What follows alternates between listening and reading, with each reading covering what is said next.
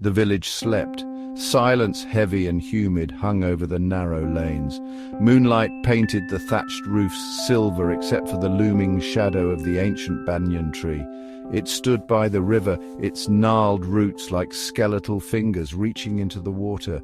Villagers spoke of the banyan in hushed tones. It was a place of whispers, they said, where the air grew thick with the scent of jasmine and sorrow. No one dared approach after sunset, not since Rupa. Rupa, the village beauty whose laughter once echoed through the rice paddies. Rupa, they said, was to be married. A grand wedding beneath the full moon, but fate, a fickle mistress, had other plans. On the eve of her wedding day, Rupa disappeared. Her song, a mournful melody, was the last thing the villagers heard. They found her by the river, draped in her wedding finery, her face pale and peaceful. Drowned, they whispered, her heart broken by a love gone wrong. Some said she was drawn to the river by the spirits that resided in the banyan tree. Whatever the reason, Rupa's spirit, it seemed, never left the riverbank. Ravi scoffed at the village tales. Ghosts and spirits were for children and old women. He was a man of science, a city boy visiting his grandfather. The villagers warned him about the banyan tree, about Rupa's restless spirit. Ravi just smiled. Tonight, the full moon hung heavy in the sky. The air was thick with the scent of jasmine. A challenge, Ravi thought. He would prove the villagers wrong.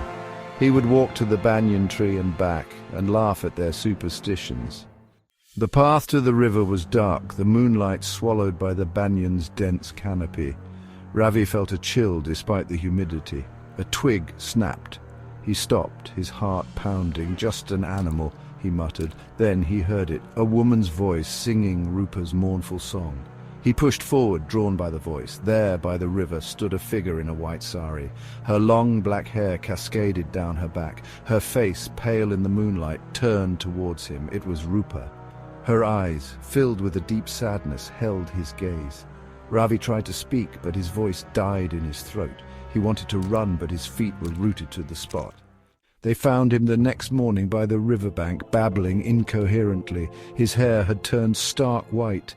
He spoke of a woman in white, of a song that chilled him to the bone.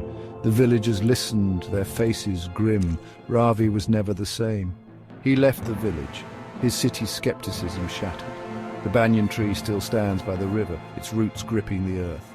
The villagers say that on moonlit nights you can still hear Rupa's mournful song, a constant reminder of the tragic tale of the Bengal bride.